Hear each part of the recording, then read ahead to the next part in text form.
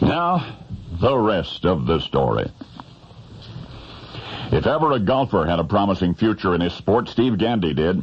He started playing at the comparatively late age of 16, and yet such was his extraordinary gift that within 3 years he was striking the ball like a pro. His 2 irons were traveling 250 yards, his drives well over 300. On a given day, Steve Gandy, still 19, could shoot 30 on 9 holes. His prowess on the golf course quickly became the talk of his hometown, Tyler, Texas. One day, Steve played 2 rounds on his home course, 2 rounds, same day, eagled a par 4 during the first round, eagled that same hole again the same day during the second round. By the way, the same par 4 in 2 shots twice, and the second time Steve eagled that hole, he canned it from 170 yards out with an 8 iron. He put it 10 feet past the cup, 10 feet past, and spun it all the way back.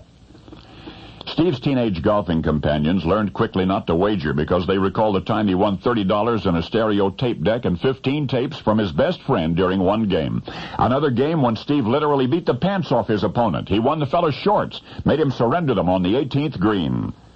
So Tyler, Texas had high hopes for its homegrown golfing genius, Steve Gandy.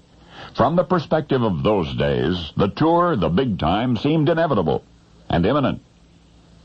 But this is the rest of the story. November 1978, Steve was seriously injured in a car wreck. Both legs were broken. The damage was so extensive that the doctors considered a double amputation. But Steve said no way.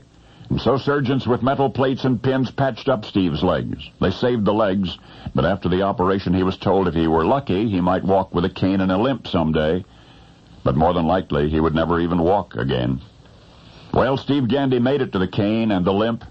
An inch and a half shorter than he had been prior to the accident, he was nonetheless walking the street, but the question remained, would he ever walk the golf course again? That question is best answered by stating that today, a little more than a decade after the car crash that almost cost Steve Gandy his legs, he is cruising in the mid-70s once again. He's smashing his 2-iron 200 yards once again. He's thundering the tee-ball near 300 yards once again. He's winning amateur tournaments once again. He still limps. He still uses a cane, but he makes no excuses. Steve Gandy does not need excuses. Now, I want to repeat that Steve is now playing more than respectable amateur golf. He is playing better than most golfers ever dream of playing, despite the automobile accident in 1978. And despite another accident that occurred 4 years previous, when Steve was 22, when he was a senior in college and was on summer vacation. He was working a summer factory job. He was working at a brake press machine, and the machine malfunctioned one night, crushing both of Steve's arms 4 inches below the elbows.